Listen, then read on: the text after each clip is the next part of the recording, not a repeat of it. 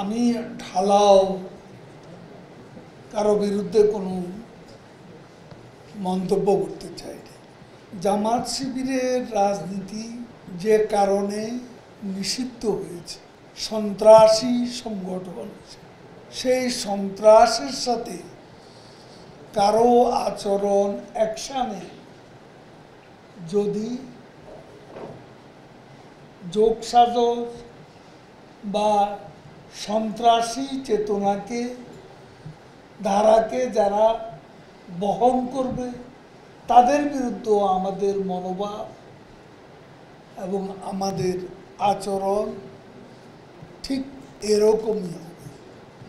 কারণ সন্ত্রাসী সংগঠনকে আমরা সন্ত্রাসী হিসাবে দেখব, তারা যারাই না। আমরা সবাইকে দালাল, আমরা ঢালাওভাবে কাউকে দালাল বলি না, এটা বলা উচিত।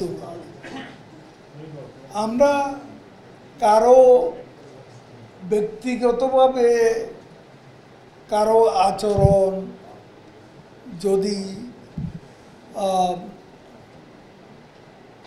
আমাদের মুক্তিযুদ্ধের চেতনা এবং সরকারি কর্মকাণ্ড যেটা দেশের অর্জন সংশ্লিষ্ট, এসব ব্যাপারে যারা বিরোধিতা করে তাদেরকে আমরা তাদের সম্পর্কে ভিন্ন মত আমাদেরও থাকতে পারে, আবার সেটারই প্রকাশ। দেখুন, পর্যায়ক্রমে প্রধানমন্ত্রী শেখ হাসিনা তিনি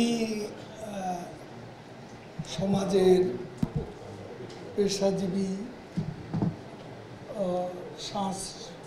সংস্কৃতিসেবী থেকে শুরু করে সমাজের ব্যবসায়ীদের সঙ্গে ইতিমধ্যে আলোচনা হয়েছে।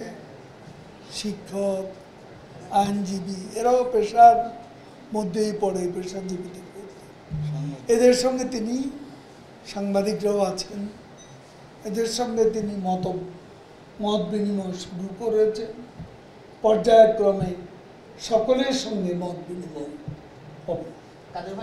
আমি ঠিক জানি না তিনি কি বলেছেন, যদি বলে থাকেন এটা তার ব্যক্তিগত মতামত, এটা সরকারের বা আমাদের দলের কোনো সিদ্ধান্ত এখানে নেই। আমি যে বসলাম এটা কি পরে কবে আছে?